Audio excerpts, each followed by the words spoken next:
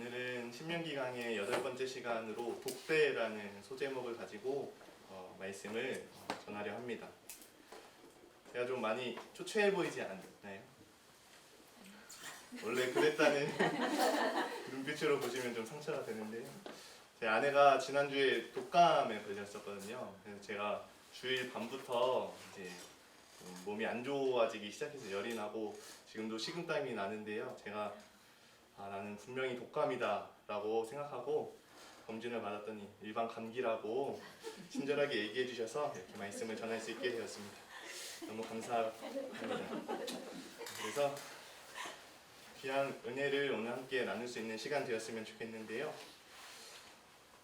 존 메가더 목사님이 쓰신 예배라는 책을 보면 또띠아 이야기를 하면서 시작합니다. 1977년에 뉴멕시코에 살았던 마리아라는 분이 브리또를 만들면서 이 또띠아를 굽는데요. 이 또띠아가 냄비에 그을린 그 자국의 모습이 예수님 얼굴처럼 보여졌다는 겁니다.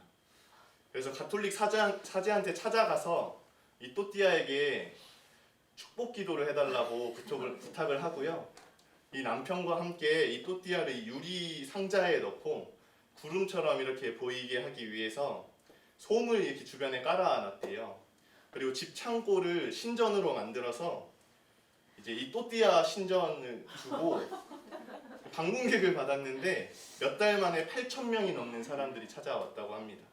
그리고 2년 동안 35,000명 이상이 되는 사람들이 이 또띠아 예수님 신전을 방문하면서 그 또띠아에 경배하길 원했다라고 이야기하고 있습니다. 제가 너무 궁금해서 이 또띠아 예수라고 인터넷에 검색해 봤는데요. 지금 보시는 이 사진은 2015년도에 제가 말씀드린 건 1977년도 또띠아고요. 지금 여기는 2015년도의 또띠아십니다. 2015년도에도 이 YTN에서 이런 기사 제목이 있었습니다. 멕시코 또띠아에 나타난 예수 얼굴 화제라는 제목입니다. 이 면류관을 쓴 예수의 모습처럼 보이는 이 또띠아가 또다시 큰 화제가 된 것인데요. 여러분은 어떻게 보이시나요? 그래도 여기 계신 분 중에는 이 또띠아에 경배하실 분은 없을 것이라 믿습니다. 이런 것이 뉴스에 나올 정도로 크게 화제가 된다는 것은 그만큼 많은 사람들이 이런 것에 관심을 가진다는 이야기인 것 같습니다. 존 메가더 목사님은 우리가 이 예배하는 것에 대해서 얼마나 잘못 생각하고 있고 또 잘못 이해하고 있는지에 대해서 지적하시기 위해서 이 또띠아 경배 사건을 말씀해 주신 것입니다. 결국 우리 눈에 보이는 것을 우리가 경배하기 원하고 우리가 원하는 것, 믿고 싶은 것을 예배하기 원하는 인간의 모습을 이제 지적하시는 건데요. 오늘 본문은 특별히 예배에 대해서 다루고 있습니다. 5절 말씀을 보면 오직 너희의 하나님 여호와께서 자기의 이름을 두시려고 너희 모든 지파 중에서 택하신 곳인 그 계실 곳으로 찾아 나아가서라고 나와 있습니다. 이 여호와께서 자기의 이름을 두시려고 택하신 곳으로 찾아 나아가라 말씀하시는데요. 열왕기상 9장 3절을 보면 이 솔로몬이 지은 성전에 대해서 하나님께서 내 이름을 영원히 그곳에 두겠다라고 말씀하시는 것을 볼 수 있습니다. 그러니까 이 성전은 곧 이름을 두시는 곳이고 이름을 두신다는 것은 곧 예배의 처소를 말한다는 것을 우리는 알 수 있는 것입니다. 하나님께서 이 예배의 처소, 이곳은 내 이름을 두는 곳이다 라고 말씀하시는데요. 오늘 본문 3절과 5절을 비교해서 보면 3절에서는 우상의 이름을 멸하라고 말하고 5절에서는 여호와께서 자기 이름을 두시려고 택하신 곳이 있다라고 말하고 있습니다. 결국 하나님의 이름을 두시는 예배의 처소, 그리고 우상의 이름을 멸해야 하는 예배의 처소의 그 특징들을 우리에게 말해주는 것입니다.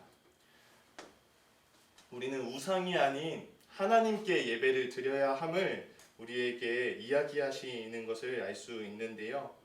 결국 하나님께 바로 예배하기 위해서는 그 우상들을 멸해야 한다라고 쉽게 말하면 이야기하시는 것입니다. 이스라엘 백성들이 가나안 땅에 들어갈 때 가나안 주민들이 섬기던 수많은 우상들이 있었습니다. 그런데 가나안 주민들이 이스라엘 백성에게 자기들이 믿는 이 바알과 아세라를 너희가 믿으라라고 이야기할 때 어떻게 그들을 유혹했을까요? 야훼? 스스로 있는 자? 출애굽을 일으킨 그 전능한 신? 그런 신이 어딨냐고. 그런 신은 없고 너희가 이 바알과 아세라만 믿어야 된다고 이야기하지 않았습니다. 그들은 야훼란 신이 있구나. 야훼에게 제사를 드려라. 그런데 바알에게도 제사를 드려봐라. 아세라에게 제물을 바쳐봐라. 그러면 너희가 많은 자녀를 낳게 되고 너희가 풍족한 소산을 얻게 될 것이다 라고 이야기하는 것입니다. 그러니 야훼도 너희가 믿어도 바알도 아세라도 믿으라고 이야기했던 것이죠. 이스라엘 백성은 한 번도 하나님을 믿지 않았던 적은 없습니다. 다만 그들은 하나님이 아닌 다른 우상들까지 원하고 믿었던 것이죠. 그러나 하나님은 그런 이들의 예배를 받으시지 않으신다라고 말씀하십니다. 하나님은 우상의 이름이 있던지 아니면 하나님의 이름이 있던지 둘 중에 하나만 가능하다고 말씀하시는 것입니다. 폴 트립은 마음 다해 주일 예배란 책에서 다음과 같이 말합니다. 모든 인간은 예배자다. 이 예배의 능력은 모든 인간 안에 깊이 뿌리를 내리고 있어 우리를 창조주께로 이끈다. 따라서 모든 인간은 예배를 한다. 바울은 사람을 예배하는 사람과 예배하지 않는 사람으로 나누지 않는다. 누구 혹은 무엇을 예배하는지에 따라 나눈다. 선택지는 두 가지뿐이다. 우리는 창조주를 예배하거나 피조 세계 속 무언가를 예배한다. 피조물인 인간인 우리는 무언가를 예배하고 무언가를 섬길 수밖에 없는 존재입니다. 그런데 폴 트립은 그 예배의 대상이 한 두 가지뿐이라 말하는 것이죠. 하나님 혹은 그 외 다른 모든 것입니다.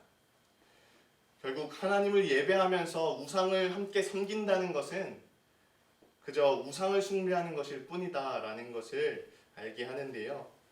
하나님은 우리 마음 중 대부분의 것이 아니라 우리 마음의 많은 부분이 아니라 우리 마음의 모든 것을 받으시기 원하십니다.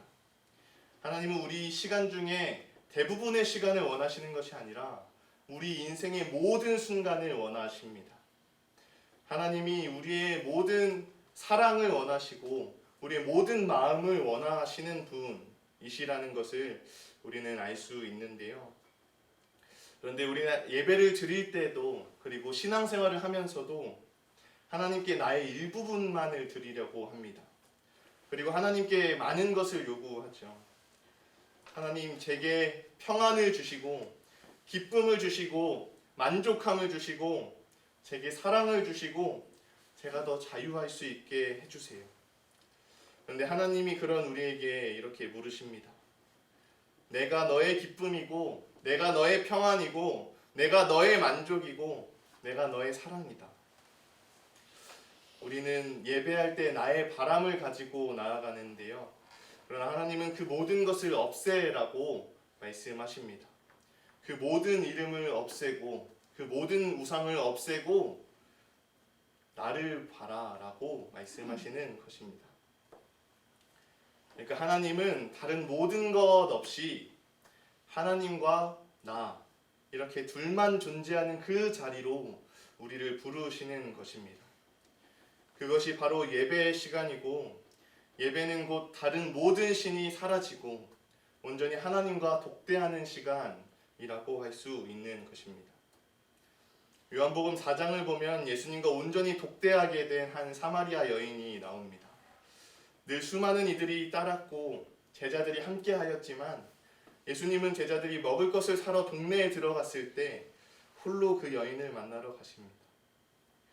다른 이들과 마주치지 않기 위해서 누구도 오지 않는 그 뜨거운 정오에 물을 기르러 온 여인, 여러 남자를 만났지만 그 누구도 자신의 진짜 남편이라 여겨지지 않았던 그 여인은 예수님이 하시는 놀라운 말씀들을 듣고는 자신이 가장 이해할 수 없었고 자신에게 가장 답답했던 문제를 여쭤보기 시작합니다. 바로 어디서 예배해야 하냐는 것입니다. 그러자 그 여인에게 예수님은 이렇게 말씀하십니다. 이 산도 예루살렘도 아닌 영과 진리로 예배할 때가 올 것이다.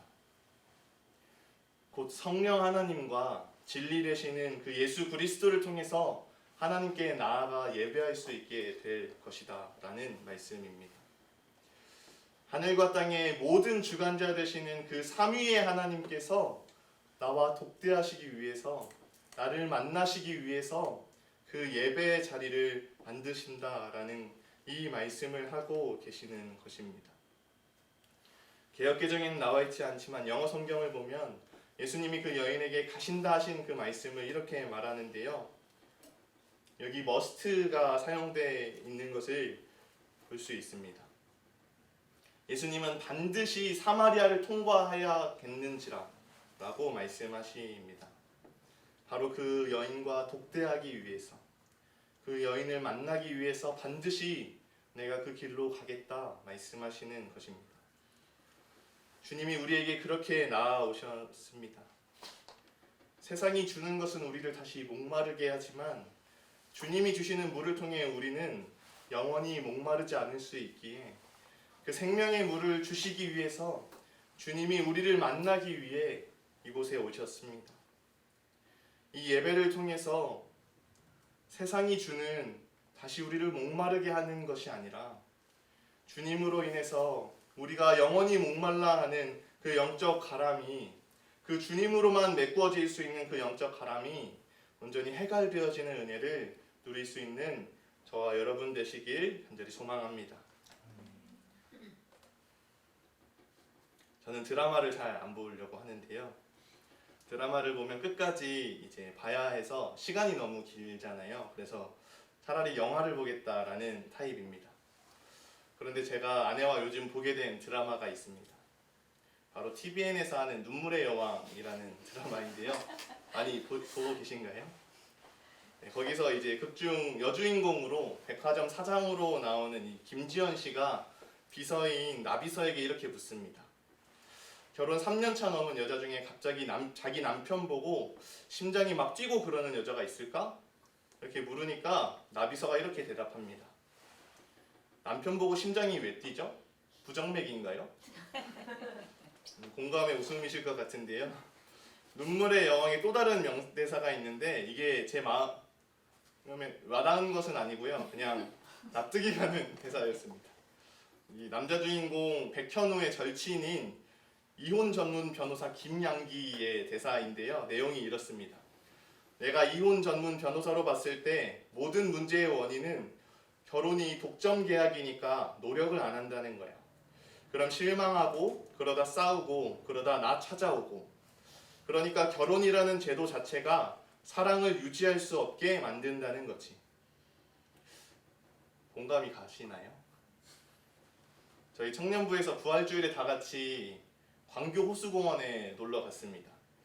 원래는 제가 2시 30분까지 마치고 교회로 돌아가려고 했는데요. 여러 상황이 변하면서 제가 가지 못하게 되었습니다. 근데 문제는 아내가 교회에 있어서 이제 아내 모임이 끝났을 때 제가 데리러 갔어야 한다는 건데요.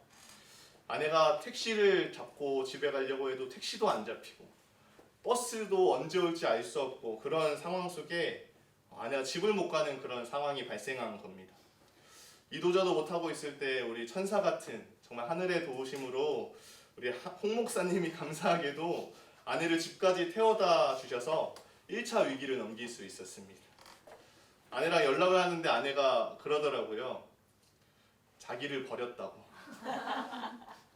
집에 가면 이제 2차 위기가 저를 기다리는 거죠. 그런데 마침 광교 호수공원에 아내가 좋아하는 꽃집이 눈에 들어왔습니다.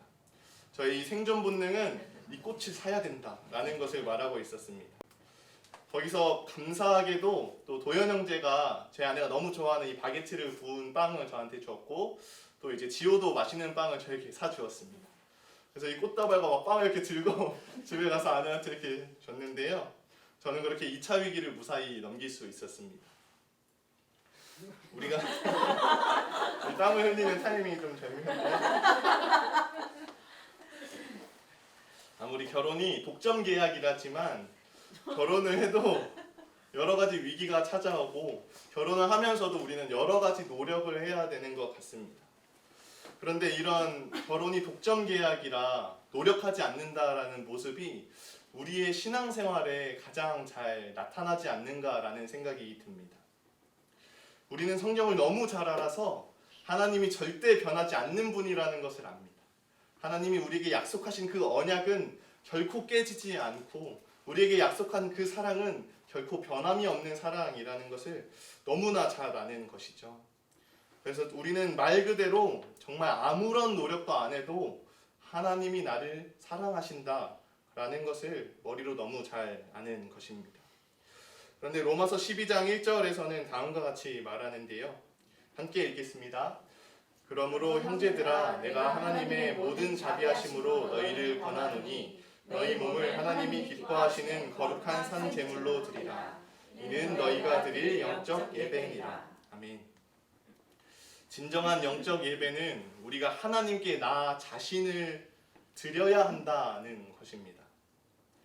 성경은 우리가 구원을 받았으니까 네가 이제 언약 백성이 되었으니까 네 마음대로 살아라고 우리에게 이야기하지 않습니다. 가만히 있어도 된다고 말하지 않고 네가 진짜 구원을 받았으면 하나님께 나의 모든 것을 내어놓을 수 있는 그런 영적 예배를 드리라고 말하는 것입니다. 성경은 우리를 죽은 재물이 아니라 산 재물이라 표현합니다. 곧 그 죽음으로 하나님께 영광을 돌리는 재물이 아니라 우리의 삶을 통해서 하나님께 영광을 돌리고 나의 말과 나의 행동과 내가 가는 곳에서 그렇게 하나님께 영광 돌릴 수 있는 영적 예배를 드려야 한다고 우리에게 말하는 것입니다. 우리가 그런 삶을 살게 되기를 소망합니다. 우리가 살아가는 이 삶을 통해서 우리가 나아가는 그곳에서 우리의 행동과 모습을 통해서 그곳에서 하나님께 영광 돌려지고 하나님이 받으실 만한 영적 예배를 드릴 수 있는 저와 여러분 되기를 간절히 소망합니다. 그것이 때로는 세상과는 반대되기 때문에 그것이 고난의 길일 수 있습니다. 베드로전서 4장에서는 다음과 같이 말합니다. 너희가 그리스도의 이름으로 치욕을 당하면 복 있는 자로다. 영광의 영 곧 하나님의 영이 너희 위에 계심이라. 만일 그리스도인으로 고난을 받으면 부끄러워하지 말고 도리어 그 이름으로 하나님께 영광을 돌리라. 그리스도의 이름을 위해 고난을 받을 수도 있지만 베드로는 그것조차 너희의 복이라고 말합니다. 그리고 그 고난을 통해서 그 이름으로 하나님께 영광을 돌리라고 우리에게 이야기합니다. 고난 가운데에도 그것이 복이 되고 그 고난을 통해서도 영광을 돌릴 수 있게 되어지는 진정한 영적 예배를 우리가 하나님 앞에 드릴 수 있었으면 좋겠습니다. 그렇게 거룩한 산 제물이 되어서 고난 가운데 있을 때에도 기쁨 가운데 있을 때에도 우리가 언제나 하나님 앞에 마음 다해 예배드리며 그 우리의 예배를 통해서 하나님께 영광 돌릴 수 있는 거룩한 삶을 살아갈 수 있는 저와 여러분 되시기를 주님의 이름으로 간절히 축복합니다.